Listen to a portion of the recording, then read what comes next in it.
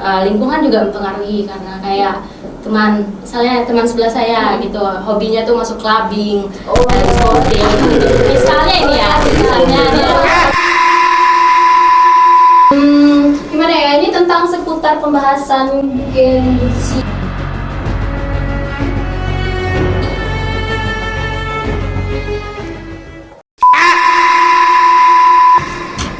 Berarti anak Gen Z sekarang tuh kebanyakan keikutan tren ya. Jadi tren itu luar biasa. Oke, kembali lagi bersama saya Gia Salvawazi dan rekan saya Rana Syuwa Kiranta Dedra di podcast Ngobat, ngobrol bebas tapi inspiratif.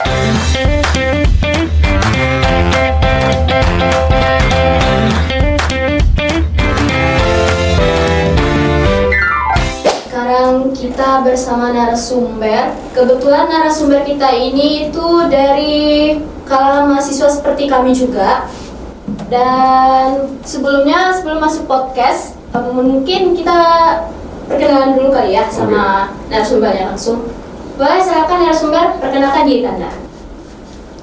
Oke. Perkenalkan, sebelumnya saya Suci Zira Putri. Saya berasal dari jurusan Manajemen Universitas Pendidikan Indonesia IPTK Padang.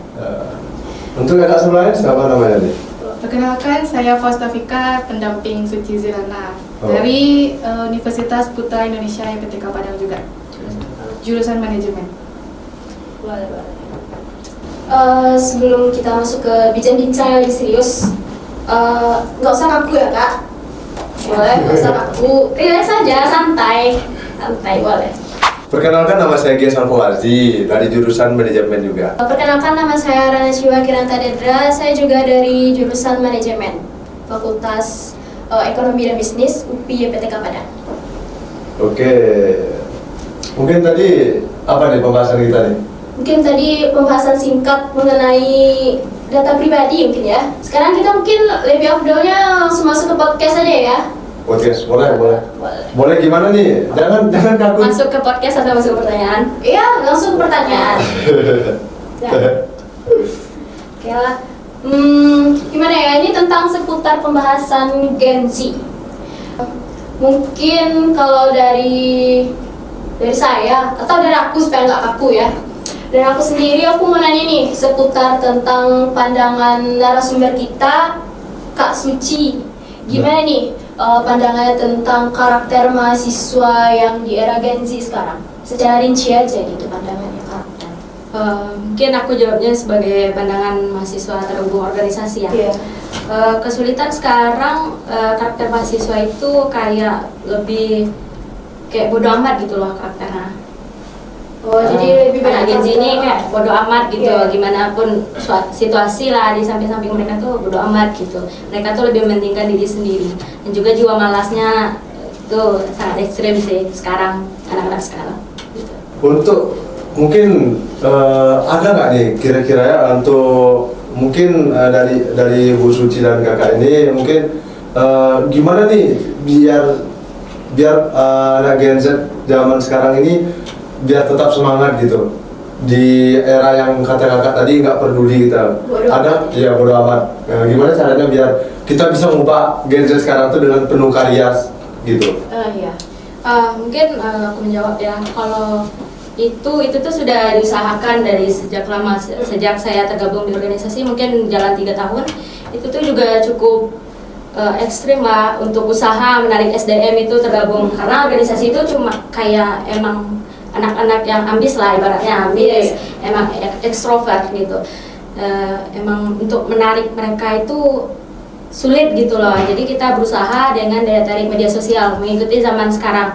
Media sosial itu kan sangat berpengaruh sekarang. Jadi setiap program kerja, setiap aktivitas itu tuh kita tarik, bahkan have fun pun kita posting gitu. Jadi mereka tuh tahu kalau kegiatan kita tuh banyak gitu.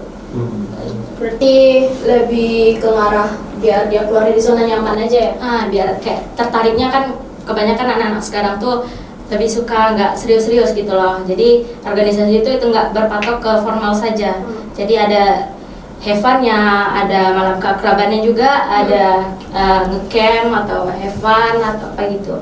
Jadi daya tarik mereka itu untuk relasi gitu, relasi, wawasan, juga teman baru, hal baru. Kalau untuk Kakak Vika sendiri gimana pandangannya? Biasanya kalau dalam generasi Gen Z ini kebanyakan banyak mengikuti dalam kata FOMO ya. Oh iya. Nah, jadi kalau misalnya yang satu pengen ikut organisasi terus ada ketertarikan dari teman.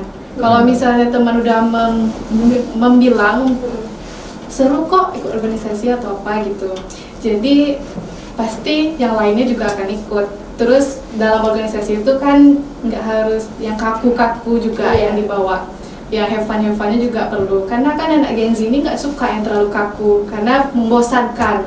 Nggak suka terlalu formal mungkin ya. Iya. Boring. Mungkin jadi kesimpulannya daya tariknya tuh dengan teman mungkin, ajakan teman mungkin, FOMO lah. Berarti anak Gen Z sekarang tuh kebanyakan keikutan tren ya. Apalagi tren TikTok tuh luar biasa apanya. Mungkin kalau seputar tentang karakter Gen Z tadi, mungkin ini sedikit berkaitan tentang apa ya, pengaruh skillnya yang dimiliki. Karena kan terpatok dengan karakternya seperti itu, berarti skillnya mungkin bisa dikatakan berkurang atau hanya sekedar itu saja. Menurut pandangan Kak Suci gimana? Ini menurut pandangannya kayak pengasah skill gitu. Iya. Itulah kita tuh berusaha untuk menarik mahasiswa itu untuk tergabung ke organisasi, karena di organisasi itu sebelum kita tahu skillnya gitu loh, kan ada sebelum masuk organisasi itu kita mengadakan UJK namanya, yang disingkat UJK, kepanjangannya itu uji kelayakan. Jadi di sana di UJK itu kita sebagai senior atau yang selama tergabung akan menanyakan gitu ke yang baru masuk skillnya di mana gitu. Kalau memang mereka belum tahu, kan itu tuh kita akan menjadi staff atau kaderisasi namanya. Di situ kan ada pelatihan dalam masa 1 periode atau 1 tahun. Di sana kita akan melihat gitu skillnya di mana, di bidang apa. Nanti kita akan kasih jabatan seperti ketua pelaksana, sekretaris, bendahara, koordinasi gitu. Nah, kita akan ganti-gantian, awalnya taruhnya di kapel, di bendahara. Nanti akan kelihatan itu skillnya itu di mana gitu.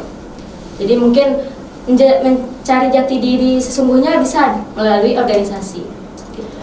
Berarti kalau untuk skill mungkin berpengaruh ke organisasi juga ya, karena kan mengubah apa ya namanya, yang dari mungkin introvert jadi ekstrovert gitu, jadi ke people power. Ini juga beberapa riset yang saya lakukan selama tergabung di organisasi. Kebanyakan emang mereka tuh melatih gitu. Ada yang kemarin kebetulan pelaksanaan UJK kita dilaksanakan, saya meng-OJK anggota baru di organisasi saya. Itu kebanyakan ngomong gitu, saya mau melatih Kak jiwa ekstrovert saya yang dulu gitu. Berarti mereka tuh pernah ekstrovert, jadi karena terhalang suatu atau kondisi, mereka tuh jadi introvert gitu. Jadi mereka, alasan mereka bergabung itu emang melatih skill, melatih kemampuan public speaking dan juga relasi gitu. Jadi manfaat tergabung organisasi itu cukup kuat gitu tuh Gen Z.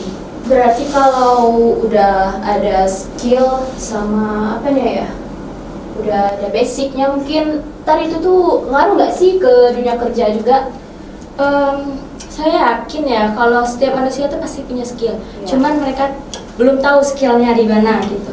Dan di situ manfaat organisasi itu untuk melatih skill itu, mencari jati diri sesungguhnya. Dan untuk manfaat di dunia kerja ya, untuk organisasi ini emang seperti kayak gladi bersihnya lah, gladi resiknya lah gitu.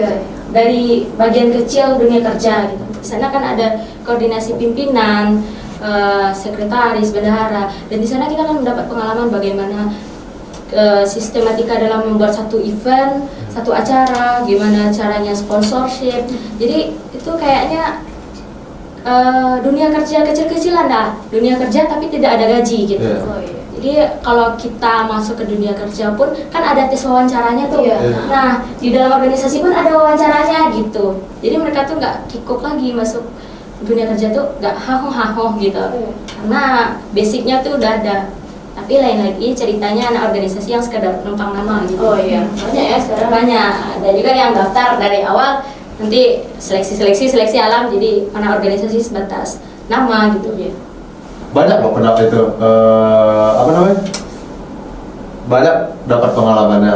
Pengalamannya ya? Iya, soalnya kita melatih public speaking kita juga mungkin ya Bu ya. Ya. Mungkin saya boleh menjelaskan juga Bapak MC-nya atau Boleh.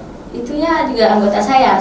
Oh iya, silakan Karena Mbak. sebelumnya dia juga seorang introvert, nggak tahu skill dia di mana. Dan sekarang untuk UJK kemarin itu mungkin saya spill sedikit. UJK kemarin dia berkesempatan untuk jadi ketua pelaksana gitu.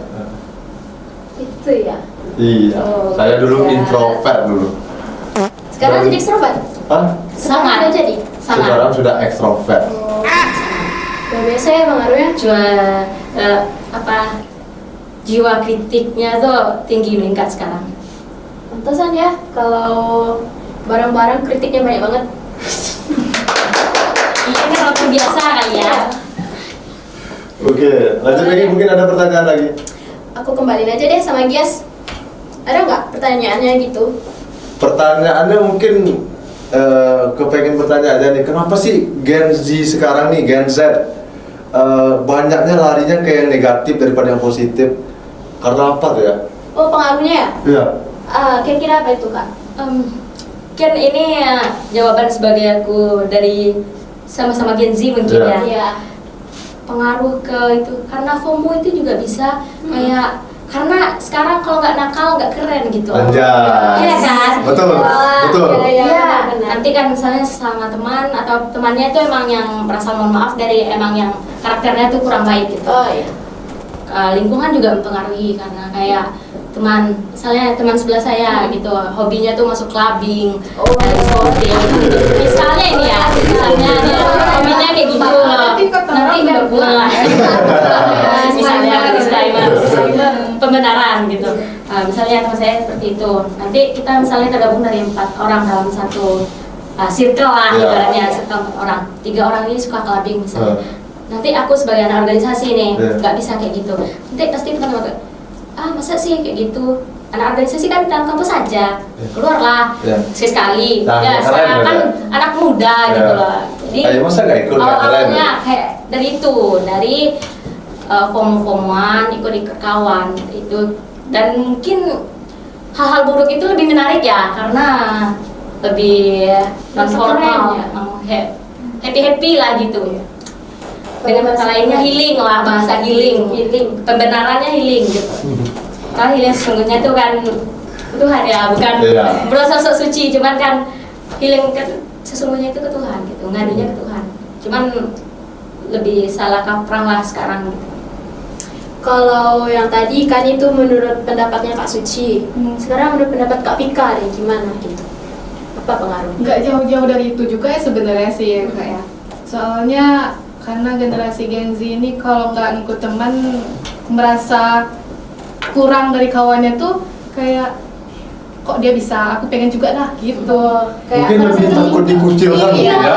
Kalau misalnya dari satu circle mungkin takut Biasanya dikucilkan bisa mungkin. dibilang nggak sefrekuensi, Iya. diasingkan gitu. Jadi makanya kebanyakan Gen Z itu ikut-ikut teman yang penting masuk ke circle itu. Apa ya? Penting happy aja. Iya. Apalagi kalau misalnya masuk kayak anak-anak nakal itu kan merasa keren gitu loh. Jadi apalagi ya berasal dari kampung misalnya kayak dunia kota ini kayak gini ya, asik loh kayaknya. Coba deh kan, lagian jauh dari orang tua juga kan. Jadi kesempatan itu ada. Dan satu lagi kesempatan itu kesempatan kalau misalnya tinggal sama orang tua mungkin kesempatan itu kecil karena masih bimbingan orang tua. Nah, kalau kesempatan itu kosong, kita bebas, apalagi kosnya 24 jam ya. Oh, Jadi pulangnya bebas lah gitu. Kos bebas. Nah, kos bebas misalnya nggak ada tutupnya nih, jam 10 udah nggak tahu lagi kemana. Lanjut yuk ke sana, lanjut yuk Iya. ke sana. Ngapain pulang cepat? Besok nggak kuliah kok, kan? Di situ sih. Oke, mungkin tadi pembahasan terakhir mungkin ya. Terakhir ya. Terakhir mungkin Gak kerasa aja ya waktunya Iya. singkat banget. gitu. singkat banget ya. Udah gak terasa kita udah berbicara udah lama nih. Oke. Gimana ya? Karena mungkin pertanyaan kita udah dia udah cukup jelas dan rinci mungkin ya. Jadi sampai sini aja mungkin podcast kita sama pertemuan ya. Oke, jadi gimana? Oke, terima kasih. Terima kasih dulu kepada narasumber kita. Oke. Terima Ya, kasih. satu lagi. Apa tuh? Aku mau minta kata penutup dari kakaknya berupa motivasi aja gitu untuk Gen Z ini. Gen Z zaman sekarang. Iya. Mungkin kata-kata aja kali ya. Iya. Kata-katanya itu kayak jangan hidup kalau hanya sekedar hidup gitu. Karena binatang pun juga hidup gitu. Keren ya. Jadi kan diri itu berguna untuk keluarga, nusa bangsa. Bahkan kalau tidak bisa untuk bagian besar mungkin berguna untuk diri sendiri lah. Oke, siap. Oke. Oh my god, oke. Mungkin podcast kita kali ini Cukup sampai di sini. Iya, cukup sampai sini. Oke, terima kasih terima kepada kasih. Kak Suci dan Iya, Kak Tika. Oke, terima kasih. Jangan lupa nonton lagi di episode ngobat. Iya, ngobat ya. Ngobat. Ngobrol bebas tapi inspiratif. Oke. Oke, Kak. Terima kasih, Kak. Oke, see you Bye, guys. guys.